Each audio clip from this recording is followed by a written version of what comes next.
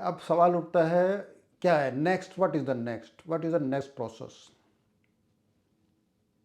एक बड़ी बात क्लियर समझ लीजिएगा, ऑप्टोमेट्री सर्विसेज इतनी इम्पोर्टेंट है कि हॉस्पिटल के अंदर more than 80% work carry out by the optometry professional. 10 to 20% eye surgeon surgery और मेडिसिन करते हैं, बाकी का पार्ट ऑप्टोमेट्री करते हैं, ऑप्टोमेट्री प्रोफेशनल करते हैं। तो ये ऑप्थोलॉजी लॉबी और ऑप्टिशियन लॉबी को ये लगा कि अगर ऑप्टोमेट्री रेगुलेट हो गई तो ऑप्टिकल शॉप के ऊपर आपको एक ऑप्टोमेट्रिस्ट रखना पड़ेगा, या एक ऑप्थोलॉजिस्ट को रखना पड़ेगा, क्योंकि प्रिस्क्रिप्शन ऑफ ग्लास का राइट सिर्फ ऑप्थोलॉजिस्ट और ऑप्टोमेट्रिस्ट को है। अगर ये विजन टेक्नीशियन ऑप्थो असिस्टेंट सेम काम करेंगे तो ये ऑप्टोमेट्रिस्ट 4 ईयर डिग्री कोर्स क्या करेगा, मास्टर क्या करेगा, पीएचडी क्या करेगा।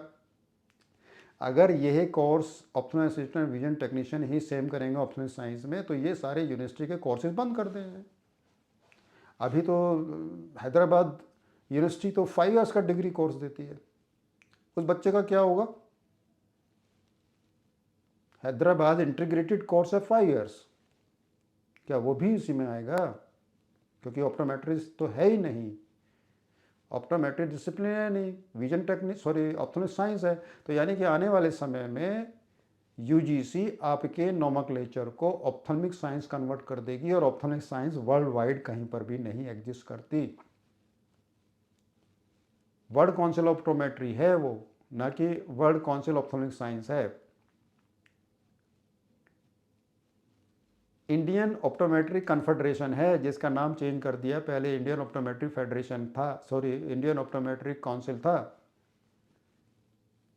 उसका नाम तो इंडियन ऑप्थल्मिक साइंस तो नहीं है, इंडियन ऑप्टोमेट्रिक्स फेडरेशन तो नहीं है आईओएफ का नाम, दिल्ली ऑप्टोमेट्रिक्स का नाम या इंडियन ऑप्टोमेट्रिक एसोसिएशन का नाम इंडियन ऑप्थल्मिक साइंस एसोसिएशन तो नहीं है।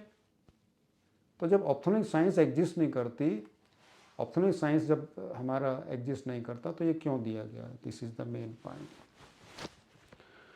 अभी मैं इसको कंक्लूड करता हूँ आपको, अभी सारा एक मैं पॉइंट मिस कर रहा हूँ इसके अंदर, ग्रैंडफादर क्लॉज। ये जो एक्ट है, अभी तक मैं डिप्लोमा था, बोला भी डिग्री कर लो इंडिपेंडेंट हो जाओगे, मास्टर कर लो इंडिपेंडेंट, स्पेशलिस्ट होने के बाद भी मैं टेक्नीशियन ही हूँ।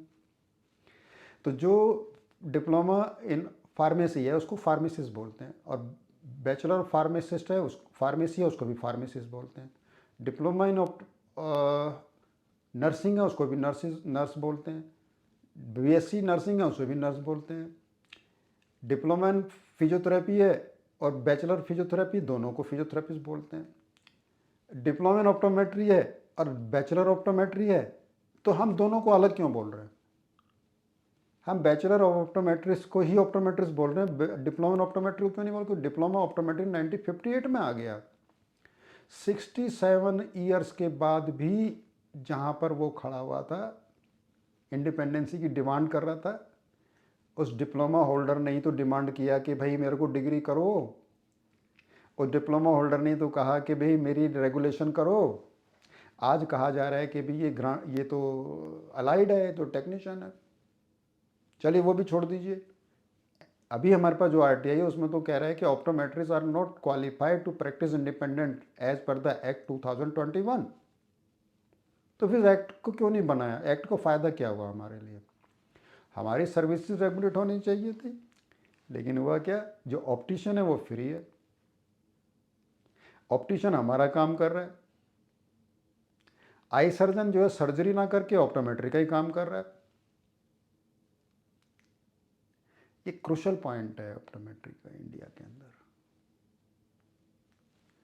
मेरा पर्पज़ आपको 41 ईयर्स का मेरा अपना एक्सपीरियंस डिफरेंट गवर्नमेंट पोस्ट पर एज ए ऑप्टोमेट्रिक ऑफिसर, और एक ऑर्गेनाइजेशन हमारी जो प्रोफेशनल ऑर्गेनाइजेशन का president, vice president, secretary general 2005 से ऑनवर्ड, आज लगा लीजिए आप 40 ईयर्स हो गए मेरे को। 40 ईयर्स के बाद भी हम वहीं पर खड़े हैं। मैं वहीं पर खड़ा हूँ। मैं प्रैक्टिस कर नहीं सकता, मास्टर ऑप्टोमेट्री होने के बाद भी मेरी प्रैक्टिस इंडिपेंडेंट नहीं है, क्योंकि ऑप्थेल्मिक साइंस है वो। अगर ऑप्टोमेट्री होता तो इंडिपेंडेंट होते भाई, ये समझने की ज़रूरत है। अब क्या, व्हाट इज़ द नेक्स्ट? ये हो गया मिनिस्ट्री का एक लॉबी ने मिनिस्ट्री के एक part allied health services, PHFI, director general health services, ophthalmic adviser, क्योंकि ये सब ऑप्थोलॉजिस्ट हैं जो हमारे रेस्पेक्टेड ऑप्थोलॉजिस्ट थे। अभी भी उनमें कुछ ऑप्थोलॉजिस्ट हैं जो ऑप्टोमेट्री सर्विसेज को रिकॉग्नाइज करते हैं, टीम वर्क की तरह काम करते हैं। ऑप्टोमेट्रिस्ट ने कभी भी अपने आप को ऑप्थोलॉजिस्ट नहीं कहा। हम ऑप्थोलॉजिस्ट नहीं हैं सर, हम ऑप्थोलॉजिस्ट बनना भी नहीं चाहते, हम अपने आप को क्लेम भी नहीं करते ऑप्थोलॉजिस्ट। आप आप आप वेल क्वालिफाइड हैं, आपकी क्वालिफ़िकेशन हमारी क्वालिफ़िकेशन नहीं हो सकती।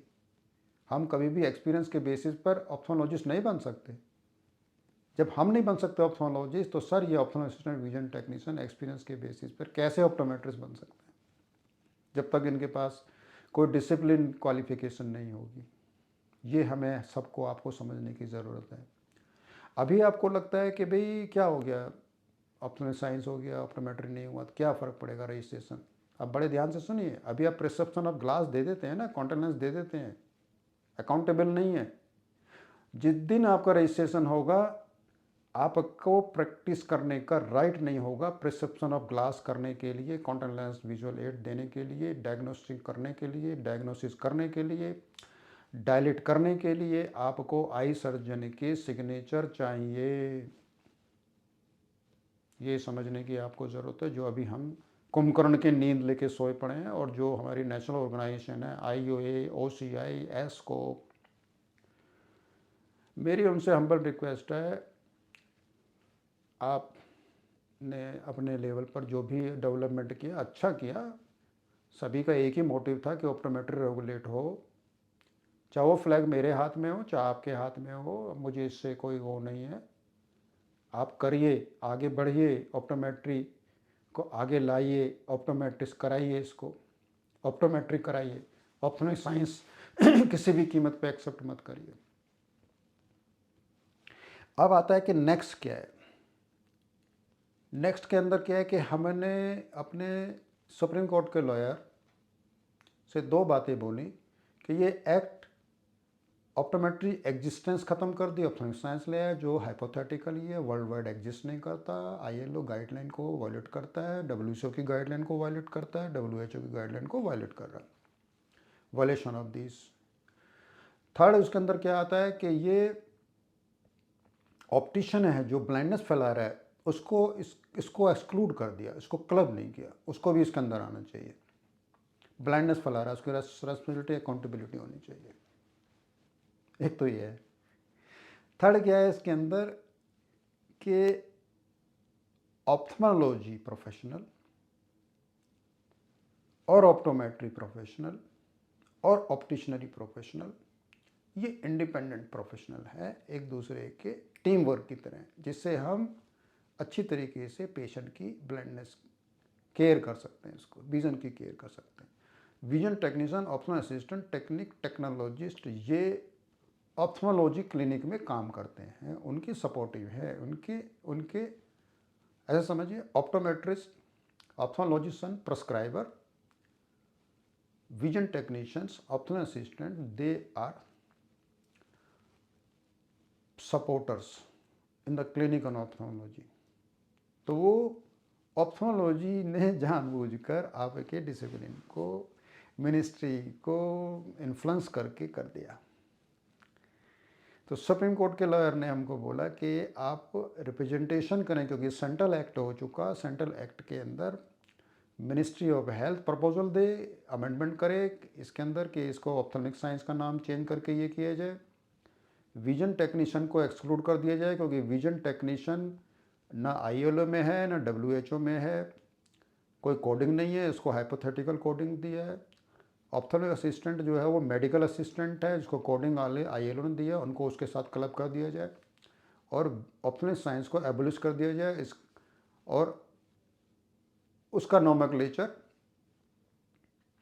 ऑप्टोमेट्रिस्ट करके ऑप्टोमेट्रिस्ट को रखा जाए, जिसके अंदर डिप्लोमा ऑप्टोमेट्रिस्ट और डिग्री ऑप्टोमेट्रिस्ट हों।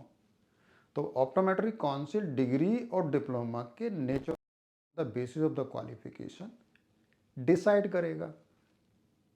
लेकिन हुआ क्या, डिग्री, डिप्लोमा, मास्टर, पीएचडी को इस ऑप्थेल्मिक साइंस नोमेनक्लेचर से एक्सक्लूड कर दिया गया। आईएलओ और डब्ल्यूएचओ की गाइडलाइन के बेसिस पर हमको इंडिपेंडेंसी चाहिए, 2267 कोड चाहिए। जो इंडिपेंडेंट प्रोफेशनल है, फिजियोथेरेपी, ऑक्यूपेशनल थेरेपिस्ट को जैसे इस एक्ट के अंदर इंडिपेंडेंट डिक्लेयर किया है, हमको भी इंडिपेंडेंट डिक्लेयर किया जाए। ऑप्टोमेट्रिक काउंसिल बना दी जाए, इसमें क्लब कर दिया जाए, नहीं तो हमारी सेपरेट ऑप्टोमेट्रिक काउंसिल बनाई जाए, जैसे pharmacy, nurses, dental, veterinary council exist करती है। और इस एक्ट के अंदर ऑप्टिशियन को भी क्लब कर दिया जाए एज ए डिस्पेंसिंग ऑप्टिशियन, और उनकी क्वालिफिकेशन ऑप्टिशनर ही होना चाहिए। और उसकी शॉप पे जो ऑप्टिशनरी का कोर्स नहीं किया हुआ, ऑप्टोमेट्री नहीं है, उसको अपने यहाँ पर ऑप्टोमेट्रिस्ट को अपॉइंट करना चाहिए। अगर ऑप्टोमेट्रिस्ट उसको नहीं अवेलेबल तो ऑप्थेल्मोलॉजिस्ट को करना चाहिए। बिना दोनों के कोई प्रिस्क्रिप्शन ऑफ ग्लास नहीं देना चाहिए। और अगर दोनों को अपॉइंट करने के लिए वो एम्पावर्ड है या कैपेबल नहीं है, तो वो एज ए डिस्पेंसिंग करे। जो prescription of glass given by the ophthalmologist and optometrist, so they will dispense glasses accordingly. ये हमारी एक सुप्रीम कोर्ट के लॉयर से हुआ, बोला this is the violation, no one is right to deprive the optometry services to the public. ये existence का crisis है। ऑप्टोमेट्री काउंसिल होगा, इंडिपेंडेंसी आएगी, आईएलओ डब्ल्यूएचओ की गाइडलाइन होगी, इंटरनेशनल नेशनल रिकॉग्नाइजेशन होगी, और तभी ऑप्टोमेट्री इंडिपेंडेंट प्रैक्टिस करेंगे। अदरवाइज ऑप्टोमेट्री प्रैक्टिस आप ऑप्शनल साइंस में नहीं कर सकते।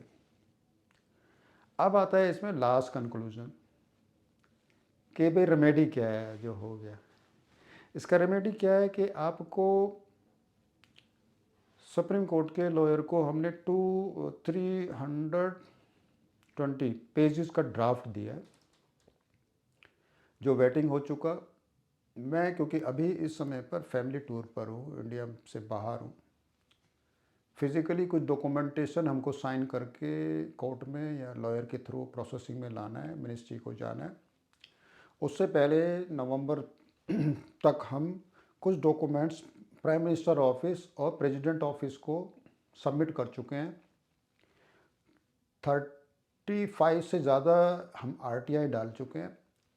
आरटीआई का करीब 17 आरटीआई का रिप्लाई आया है, लेकिन वो घुमा देते हैं आरटीआई को कि हमने रेफ़र कर दिया है कंसर्निंग अथॉरिटी को। उस कंसर्निंग अथॉरिटी ने बोला कि उस डिपार्टमेंट में इंफॉर्मेशन है। वो कहते हैं ना, जैसे सरकारी फाइल घूम रही है।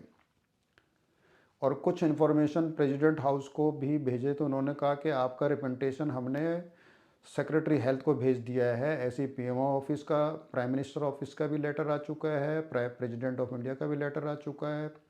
और वो जो हमारा ड्राफ्ट 320 पेज का ड्राफ्ट है, उसके ऊपर क्या एक्शन हुआ ये हम वेट कर रहे हैं। वो उसका रिप्लाई नहीं दे रहे। और ये प्रोसेसिंग में तभी हो सकता है जब मैं अप्रैल के अंदर इंडिया वापस आ रहा हूँ। मेरी फैमिली ट्रिप कंप्लीट हो जाएगी। हमें उम्मीद है कि हम ऑप्टोमेट्री को इंडिपेंडेंसी की तरफ ले जाएं, इंडिपेंडेंट प्रोफेशनल करें, अपग्रेडेशन करें। हम किसी को लेट डाउन नहीं कर रहे, हम किसी के अगेंस्ट नहीं है, किसी ऑर्गेनाइजेशन के अगेंस्ट नहीं है, किसी प्रोफेशन के अगेंस्ट नहीं है। ऑप्थेल्मोलॉजिस्ट अपना काम करे, ऑप्टोमेट्रिस्ट अपना काम करे, ऑप्टिशियन अपना काम करे, और विजन टेक्नीशियन, ऑप्शनल असिस्टेंट अपना काम करे। एक दूसरे को एनक्रोचमेंट ना करे, जो इसमें एनक्रोचमेंट हो चुका है। अभी इससे ज़्यादा आपको मैं नेक्स्ट वीडियो में, जो अप्रैल में हम एक रिप्रेजेंटेशन दे रहे हैं, क्योंकि ये सेंट्रल एक्ट है, सेंट्रल एक्ट को अमेंडमेंट करने की जो पावर्स है वो पार्लियामेंट को है। पार्लियामेंट को रिप्रेजेंटेशन मिनिस्ट्री ऑफ हेल्थ देती है। उसके बाद पार्लियामेंट उस क्लॉज के अंदर अमेंडमेंट भी कर सकते हैं, डिलीट कर सकते हैं, एडिशन कर सकते हैं। आर्टिकल 59 सेक्शन है, उसके अंदर वो एडिशन डिलीशन किसी भी एक्ट के क्लॉज को कर सकते हैं। हमारा पॉइंट इसमें यही है कि ऑप्थेल्मिक साइंस हटा दी जाए, ऑप्टोमेट्रिक साइंस की जाए, ऑप्टोमेट्री प्रोफेशन लिखा जाए। अगर वो नहीं हो सकता तो सेपरेट ऑप्टोमेट्री काउंसिल बनाई जाए, जैसे physiotherapy, dental, medical, nursing, pharmacy council exist करती हैं। ऑप्टिशियन जो एक्सक्लूडेड है इसको इंक्लूड किया जाए, उसकी रेस्पॉन्सिबिलिटी फिक्स की जाए, डिस्पेंसिंग करे, कॉन्टेक्ट लेंस वगैरह जो भी हमारे पास इंटरनेशनल ऑप्टिशनरी में आता है उसको अडॉप्ट करे, ILO की गाइडलाइन को फॉलो किया जाए, जिससे टीम काम करे, टीम वर्क की तरह काम करें। ऑप्थोलॉजिस्ट अपना काम करेगा, ऑप्टोमेट्रिस्ट अपना काम करेगा, ऑप्टिशियन अपना काम करेगा, विजन टेक्नीशियन अपना असिस्टेंट अपना काम करेगा। ऑप्टोमेट्री 1958 में जब आ गई, जिसके नाम का प्लॉट बन गया था 58 में, अब उस प्लॉट के अंदर जो रह रहे थे वो रह रहे थे ophthalmic assistant, vision technician, ophthalmic technologist. ये अब हमारी हाथ जोड़ के रिक्वेस्ट ये है कि आप अपने घर में जाइए, आप मेरा ऑप्टोमेट्री का जो है उसको खाली कर दीजिए, आप विजन टेक्नीशियन की कैपेसिटी से जहां काम करना चाहें कर सकें, क्योंकि आप vision technician optical assistant experience के बेस पे ऑप्टोमेट्रिस्ट तो बन सकते हैं, आपको बना दिया, हमारे साथ ला दिया, लेकिन हम degree in optometry, master in optometry, PhD होने के बाद कभी ऑप्थोलॉजिस्ट बनाए गए क्या? आई स्पेशलिस्ट बनाया गया क्या? हमको on the basis of eye surgeon बना दिया जाएगा? मेरा तो 35 ईयर्स 2 मंथ 19 डेज़ का एक्सपीरियंस है। ऑप्टोमेट्रिक ऑफिसर से दिल्ली गवर्नमेंट से मैं रिटायर हूँ, क्या मेरे को प्रमोशन करके मेरे एक्सपीरियंस के बेसिस पर ऑप्थोलॉजिस्ट बनाया जा सकता है? नहीं ना। तो जब मुझे नहीं बनाया जा सकता तो फिर आप ऑप्थोमेट्रिक असिस्टेंट विजन टेक्नीशियन को कैसे ऑप्थोमेट्रिक साइंस में क्लब करके उसके सेम कर दिया आपने? ड्राइवर, कैप्टन और पायलट को सेम कर दिया, और अब ये कह रहे हैं कि भाई तेरे को भूख लगी है तो अब एक काम करो, तू भी एक रोटी खा ले। मुझे जो भूख लगी है वो कह रहे हैं तेरे को भूख लगी है ना, तो अब एक काम करो, एक रोटी का टुकड़ा हम तेरे को भी देते हैं। ये ऑप्थेल्मिक साइंस में कर दिया। अभी नेक्स्ट स्टेप क्या होगा मैं नेक्स्ट वीडियो में आपको बताऊंगा। मेरी आपसे रिक्वेस्ट ये है, मेरा मोबाइल नंबर, मैं अभी किसी कैपेसिटी से दिल्ली ऑप्टोमेट्रिक एसोसिएशन की कैपेसिटी से नहीं बात कर रहा। मैं यहाँ पे जो अपनी वीडियो शेयर कर रहा हूँ एज ए प्रोफेशनल कर रहा हूँ। 41 ईयर्स का एक्सपीरियंस, आप ही की तरह, आप ही का भाई, किसी का अंकल, किसी का टीचर, और अभी प्रोफेशन में तो कुछ भी करें तो स्टूडेंट ही होते हैं आप, सीखने के लिए आपको मिलते हैं, पेशेंट की केयर कर सकें। हमारी ड्यूटी रेस्पॉन्सिबिलिटी फिक्स हो, हमारा प्रोफेशन रेगुलेटेड हो, हमारी रिस्पेक्ट जो टार्निश हो गई है, एग्जिस्टेंस हमारी ख़त्म हो गई है, वो एस्टेब्लिश हो, ऑप्टोमेट्री की ग्लोरी आए, ऑप्टोमेट्री प्रोफेशन एस्टेब्लिश हो, इंटरनेशनल रिकॉग्नाइजेशन हो। इंडिया से क्वालिफाइड हो के बाहर आप इंडिपेंडेंट प्रैक्टिस कर लेते हैं, लेकिन इंडिया में ही आप नहीं कर पा रहे हैं। हमारा बेसिक पर्पज़ यही है कि मैं as a optometric officer, president, secretary general और कोरिकुलम ऑप्टोमेट्री का स्पेशल टास्क फोर्स का मेंबर, मिनिस्ट्री ऑफ हेल्थ का, Asia Pacific council of optometry का बोर्ड मेंबर मैं 2013-15 में भी रहा हूँ। सभी जगह हमारा ये था कि जो हम ये सोचते थे कि इंटरनेशनल जो ऑप्टोमेट्री है वही हम हो जाएंगे, हम वो हो जाएंगे, हम बन जाएंगे, हम डॉक्टर बन जाएंगे, हम इंडिपेंडेंट प्रोफेशनल बन जाएंगे। 67 ईयर्स के बाद ऑप्टोमेट्री एस्टेब्लिश होने के बाद आज हम जहाँ जीरो पे थे, जीरो पे ही खड़े हैं। मैं 41 ईयर का एक्सपीरियंस होने के बाद मैं जहाँ खड़ा हूँ, मैं टेक्नीशियन कैडर में एक अपनी एग्जिस्टेंस करता था, इंडिपेंडेंट, नॉन इंडिपेंडेंट, आज भी नॉन इंडिपेंडेंट टू RTI की रिप्लाई और ऑप्थोमेट्रिक साइंस की ऑप्टोमेट्री काउंसिल ना बन के ऑप्थोमेट्रिक साइंस जो काउंसिल बनी है, आज हम वहीं पर एग्जिस्ट कर रहे हैं। Thank you very much. आप सभी लोगों ने मेरे इन टेक क्रूशल पॉइंट्स जो ऑप्टोमेट्री डाइल्यूट हो गई है ऑप्टोमेट्री साइंस से, इसको समझेंगे, इसकी इम्पोर्टेंस समझेंगे। मैं अपनी ब्रीफिंग थोड़ी हिस्ट्री थोड़ा सा और बता देता हूँ। मैं अब रिटायर हो चुका हूँ, गवर्नमेंट से पेंशन मिलता है मुझे। मेरे दोनों बच्चे ऑस्ट्रेलिया में सेटल्ड है। मेरे कोई फैमिली में ऐसा नहीं है जो डिपेंडेंट हो। 63 प्लस में मेरी एज चल रही है। मेरी एक अकाउंटेबिलिटी प्रोफेशन की है जो नोबल प्रोफेशन है, जिसने मुझे एक रिस्पेक्ट दी। एक मेरे क्वालिफ़िकेशन के बेस पे सोशल सोसाइटी के अंदर एक रिस्पेक्ट, प्रोफेशन में रिस्पेक्ट, पेशेंट में रिस्पेक्ट, और सभी होने के बाद उस प्रोफेशन ने जो मुझे दिया, तो मुझे लगता है कि मैं अपना एक्सपीरियंस आपसे शेयर करूं। ऑप्टोमेट्री की अब डेवलपमेंट क्या हुआ वो शेयर करूं, इसका फ्यूचर क्या है मैं आपसे शेयर करूं, करंट सिनेरियो क्या है जिसमें ऑप्टोमेट्री की एग्जिस्टेंस कहाँ पर है, कहाँ पर हमको नेगेटिविटी है। जिस माँ बाप का 10-15 लाख रुपए खर्च होता है, bachelor optometry, master optometry, PhD optometry करता है बच्चा, यूनिवर्सिटी को पैसा मिल जाता है, कॉलेज को पैसा मिल जाता है, यूनिवर्सिटी डिग्री कन्फर्ट कर देती है, डॉक्टर्स को टेक्नीशियन, असिस्टेंट और विजन टेक्नीशियन की डिमांड होती है।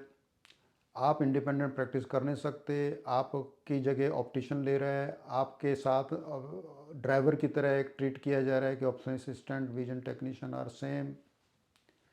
इसलिए मैं आपको ये शेयर कर रहा हूँ कि ये क्रूशल पॉइंट है, इसकी इम्पोर्टेंस समझिए। ऑप्टोमेट्री को इंडिपेंडेंट करने के लिए दिल्ली ऑप्टोमेट्रिक एसोसिएशन, क्योंकि ये पार्लियामेंट दिल्ली में है, सुप्रीम कोर्ट दिल्ली में है, मिनिस्ट्री ऑफ हेल्थ दिल्ली में है, जितनी आसानी से दिल्ली ऑप्टोमेट्रिक एसोसिएशन इनिशिएटिव कर सकती है, उतनी आसानी से आप स्टेट एसोसिएशन दिल्ली में अगर कोई सब जुडिस लिटिगेशन होता है या मिनिस्ट्री में रिप्रेजेंटेशन होता है तो फ्रिक्वेंटली विजिट नहीं कर सकते।